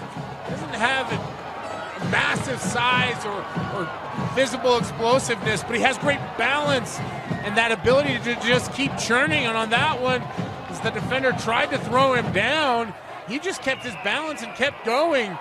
And it turns into a huge touchdown for the Farmington Phoenix. And I'm not sure what the local ice cream shop or if it's the In-N-Out, but wherever the hangout is, it's going to be popping tonight as Farmington looks to have secured a victory for the first time this season. Incredible. That's all I can say. Absolutely incredible. I don't know what they're talking about back in the studio tonight, but if that's not a top 10 play, I don't know what one looks like. Peterson just out of nowhere. Like I said, it looks like he was down. It looks like that play was going to be dead there. And I think maybe the defense might have thought so as well because they just let him run into that end zone. Incredible scenes here at Farmington High School. They're getting ready to storm the field. That's how much this means to them, Brian. Well, and for this student body and fan base, they brought the effort and the energy tonight. They deserve to go out there and celebrate, but there's still 48 seconds left to play. And for Farmington defensively, time to focus in and just get a couple stops. Because for Mountain Ridge, they're going to try and work these deep outs, try and work the deep field. You don't want to screw anything up here if you're Farmington, because one big play can completely change the face of this game, as we just saw, Alex. 48 seconds left. One ball on the 20-yard line. Bingham drops back. Bingham's going to go down, and he's going to be sacked. And the clock will continue to roll. 40 seconds left. A huge sack for the Phoenix defense. And who else but Porter Bowcut again from the right side. He has been a menace all game long. And 28 seconds left, clicking away. Time is about to run out for Mountain Ridge. And snap. Bingham steps back, and he's going to be sacked again. The Phoenix defense, they have been incredible tonight. Boy, Lopez and Boca tonight from both ends have made big plays when it mattered most. And you hear the Hell's Bells ringing as it's third down, but with 2, 1, 0 seconds left, this one is over. This is how much it means to the Phoenix. Their first win of the season. The Mountain Ridge Sentinels goes down. The student section storms the field. Absolute scenes here in Farmington.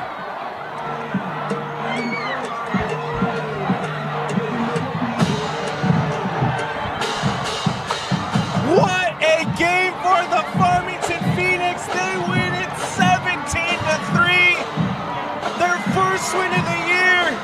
The cheerleaders, the kids, the students, everybody now on the field celebrating with that team. That's how much it means to them, Brian. A lot of times we forget that these high school programs represent the communities they wear so proudly on their chest, and you can see tonight, like you said, Alex, it means just that much more to Farmington. And this is a program that's had a lot of success over the past few years and seen some disappointing pieces of adversity. As they went all the way to the state semifinals a few years back and then expected to have a great squad returning, and seen injuries and transfers have affected the team here and there. And to get this one tonight, you can just see how much momentum is generated for the program. For Mountain Ridge, heartbreak. Absolutely heartbreaking way to lose. And now they need to right the ship. 3 straight losses after starting 2-0, and it doesn't get any easier from here. They got a big matchup against Corner Canyon next week. Yeah, this is a tough game because you're sandwiched between, like you said, 2 of the best teams in the state.